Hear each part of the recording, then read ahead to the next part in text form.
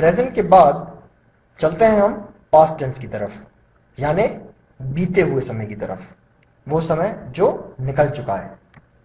सबसे पहले सामान्य भूत, सिंपल पास्ट, उस क्रिया या स्थिति को बताता है जो, पहला बुलेट पॉइंट है, भूतकाल में शुरू और खत्म हुई और जिसके होने का समय पता है या निश्चित है। क्रिया विशेषण जो समय के बारे में बताते हैं, ऐसे वाक्यों में साथ में दिखाई पड़ता है। तो दो बातें इंपॉर्टेंट है। पहले ऊपर वाला सेंटेंस, जो भी काम भूतकाल में शुरू और खत्म हुआ है और जिसके होने का समय हमें पता है, तो ये इंपॉर्टेंट पॉइंट है कि हमें टाइम पता है वो चीज कब हुई है। दूसरा जो इंपॉर्टेंट पॉइंट यहां पे लिखा हुआ है वो है कि ऐसे वाक्यों में आप देखेंगे कि आपको क्रिया विशेषण, एडवर्ब्स हैं वहां पर। तो एडवर्ब को पहले एक बार देख लीजिएगा, क्या होते हैं, कैसे होते हैं, अगर आपको उनके बारे में और जानना है तो। नहीं तो अभी हम यहीं से शुरू कर सकते हैं सामान्य भूत के बारे में जानने को। ऊपर वाली चीज काफी है हमें समझाने के लिए कि सामान्य भूत कैसा दिखाई पड़ेगा। नीचे इन दो उदाहरणों को देखेंगे तो और आपको समझ आएगा। राहुल 10 बजे आया, मैं कल आया। यहां पर 10 बजे आया ये चीज बताती है कि ये काम हो चुका है, मैं कल आया ये भी मेरे आने के बारे में बताती है। और ये कल जो शब्द है ये मेरे आने की निश्चितता को बताता है, समय को बताता है कि मैं कब आया हूं। वैसे ही राहुल 10 बजे आया ये भी आने के समय को बताती है। आप कह सकते हैं ये थोड़ा सा ब्रॉड सेंस है टाइम का, मतलब कल दिन में मैं कभी भी आ सकता आया होऊंगा। ये जो है राहुल 10 बजे आया वो और एक फिक्स टाइम बता रहा है। वो 10 बजे या तो उसी दिन के हो सकते हैं जब हम बात कर रहे हैं, हो सकता है कि हम 11 या 12 बजे ये वाली बात कर रहे हैं और आप बता रहे हो कि राहुल 10 बजे आया। आप किसी वाक्य का या तो उत्तर दे रहे हैं या किसी को कुछ बता रहे हैं। तो ये इंपॉर्टेंट चीज ध्यान में रखिएगा, हमें कहीं ना कहीं टाइम का सेंस मिला करेगा इसमें। दूसरा, हमें पता चला करेगा कि ये काम हो चुका है। दूसरा सिंपल तरीका है पहचानने का, ये वाली चीज आपको हमेशा इस तरह का वर्ब फॉर्म दिखा करेगा हिंदी में। आया, एंड जो हो रहा होगा हमारा वर्ब वो आ से एंड हो रहा होगा। तो इस चीज को आप ध्यान रखेंगे। सेकंड बुलेट पॉइंट देखते हैं। समय संबंधित क्रिया विशेषण यदि ना हो और वाक्य से किसी समय के बारे में पता चले तो फिर से वही बात कि क्रिया विशेषण क्या था। ये सब जो समय है यहाँ पे 10 बजे या कल, ये सब क्रिया विशेषण के काम कर रहे हैं यहाँ पर। ये अगर नहीं भी होते हैं यहाँ पर तब भी अगर हमें वाक्य से ऐसा महसूस हो जाता है या पता चल जाता है कि हम किसी निश्चित समय की बात कर रहे हैं, तब भी हम यहां पर भूतकाल ही, सामान्य भूत ही इस्तेमाल करेंगे। पहचानने का सबसे आसान तरीका आ, ए या ई होगा। ये तीनों जहां पर लगे होंगे वहां से हमें ये बात समझ में आ जानी चाहिए। हमारा जो क्रिया है वो ऐसे अगर एंड हो रही होगी, ऐसे अगर खत्म हो रही होगी, तो ये बात हमें समझ आ जाएगी। मैंने इंग्लिश दिल्ली में सीखी। तो यहां पर फिर हमें कोई क्रिया विशेषण तो नहीं है जो समय के बारे में बताए, लेकिन दिल्ली में सीखी ये बताता है कि जिस समय मैं दिल्ली में रहता था तब मैंने इंग्लिश को सीखा है। तो खैर आप ऐसे भी पहचान सकते हैं, सीखा के साथ अगर ई की संधि करेंगे तो वो सीखी बनेगा। तो जब आपकी मुख्य क्रिया सिर्फ इस तरह के शब्द से एंड हो जाती है, आ, ई या ए के साथ एंड होती है और उसके साथ और कोई भी सहायक क्रिया नहीं है। अब देखिए यहां पर था नहीं है, पास्ट में है तो था होना था। जैसे कि अगर आपको प्रेजेंट में याद हो, वर्तमान में सहायक क्रिया है हुआ करती थी, यहां नहीं है, था। तो जब आपकी मुख्य क्रिया हिंदी में इस तरह से एंड हो रही है आ, ए या ई के साथ, तब आप उसे भूतकाल में, सामान्य भूतकाल में रखेंगे। ये एक और ऐसी चीज हम पहले पढ़ चुके हैं जिसको हम यहां पर फिर से आपको याद दिलाने की कोशिश कर रहे हैं। भूतकाल में हो चुकी है जिसके होने का समय नहीं दिया गया है या निश्चित नहीं है, ऐसे केस में हम किस टेंस का इस्तेमाल करते हैं? आपको याद आ जाना चाहिए। नहीं आता है तो शायद नीचे का आप सेंटेंस देखेंगे तो आपको याद आ जाएगा। राहुल आ चुका है, यहां पे हमें क्या पता चल रहा है? राहुल भूतकाल में कभी आ चुका है।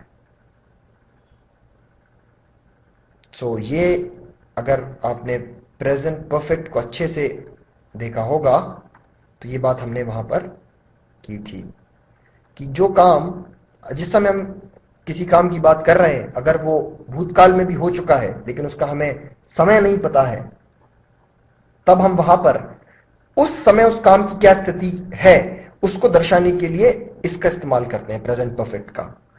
जहां पर इस तरह के स्ट्रक्चर्स आते हैं। तो यहां पर हम सामान्य भूत के कुछ और एग्जांपल्स देखते हैं और उनका ट्रांसलेशन देखते हैं इंग्लिश में, और फिर वही जो हमने प्रेजेंट टेंस में किया था, वो जो रूल जो बताएगा कि ट्रांसलेशन कैसे करना है। सबसे पहले पहला एग्जांपल, राहुल 10 बजे आया। इसका ट्रांसलेशन होता है राहुल केम एट 10 o'clock। सो आप देख सकते हैं राहुल तो ट्रांसलेट सीधे हो गया है।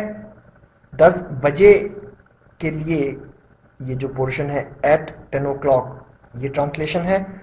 जब भी हम समय के साथ करेंगे तो हमें यहां पर एक प्रीपोजिशन यूज करना होगा जो हिंदी में नहीं दिखाई पड़ेगा, ध्यान रखेंगे इस चीज को। और आया जो है वो यहां पर केम बन जाता है। सो पहली चीज तो हमें ये नोटिस करनी है कि यहां पर हमारा जो वर्ब है वो सेकंड फॉर्म में है, यही सबसे इंपॉर्टेंट बात है। केम कहां से आ रहा है? बेस फॉर्म क्या है इस केम का? बेस फॉर्म कम है। इसका सेकंड फॉर्म केम होता है और थर्ड फॉर्म कम होता है। ये एक इर्रेगुलर वर्ब है, आया। सो आ के लिए हम कम का इस्तेमाल करते हैं। सो ये हमारी क्रिया है, या फिर आप कह सकते हैं आना वह काम हो रहा है जो हम यहां पर बता रहे हैं। और आना, आने का जो ट्रांसलेशन होता है वो होता है टू कम। ये एक इंफिनिटिव होता है, क्रियार्थक संज्ञा आना। जहां पर भी हिंदी में ना एंड में आता है किसी क्रिया के साथ, वो एक तरह से एक संज्ञा, एक नाम की तरह काम करने लगता है। मतलब वो वाक्य में कर्ता की पोजीशन ले लेगा कहीं कहीं। इंफिनिटिव्स में आप इसे देख सकते हैं। So, राहुल 10 बजे आया, राहुल केम एट 10 o'clock। ये एट कहां से आ रहा है? जब भी एक निश्चित समय, फिक्स्ड टाइम हमारे हिंदी में होगा, हिंदी वाक्य में होगा, उसका जब इंग्लिश ट्रांसलेशन किया जाएगा तो उससे पहले हमें इस प्रीपोजिशंस का इस्तेमाल करना होगा, एट का हमें इस्तेमाल करना होगा। तो अब ये बात आपको ध्यान में रखना होगा। दूसरा सेंटेंस, उसने कल खेला।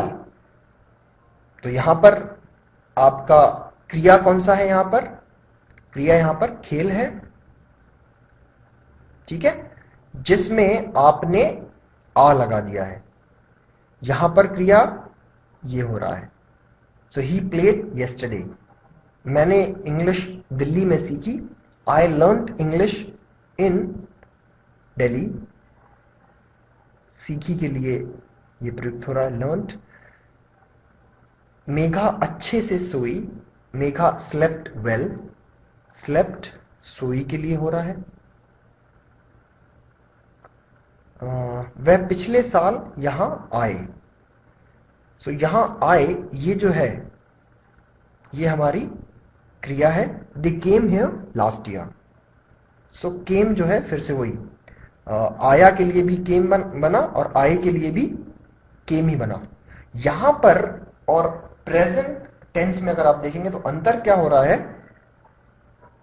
प्रेजेंट सिंपल में हम सिंगुलर सब्जेक्ट और प्लूरल सब्जेक्ट को अलग अलग वर्ब फॉर्म देते थे। अगर आपको याद हो, हम कहते थे first form of verb plus S या ईएस लगेगा, हम ये बोलते थे वहां पर, अगर सब्जेक्ट सिंगुलर होगा तो। प्लूरल के केस में सिर्फ फर्स्ट फॉर्म ऑफ वर्ब। तो ऐसी सिचुएशन में यहां पर क्या अंतर आ रहा है, यहां पर वे पिछले साल यहां आए आ का ही प्लूरल सब्जेक्ट के लिए प्रयुक्त सामान्य भूत में वर्ब है, क्रिया है, आए, आया, आए। यहां पर ये एक वचन के लिए, राहुल के लिए है। सेम चीज यहां पर बहुवचन के लिए है, लेकिन इन दोनों का जब ट्रांसलेशन आप देखोगे तो सेम ही दिख रहा है यहां पर। तो पहला तो ये सॉर्ट आउट हो गया है कि सिंगुलर प्लूरल से कोई फर्क नहीं पड़ता है पास्ट सिंपल में।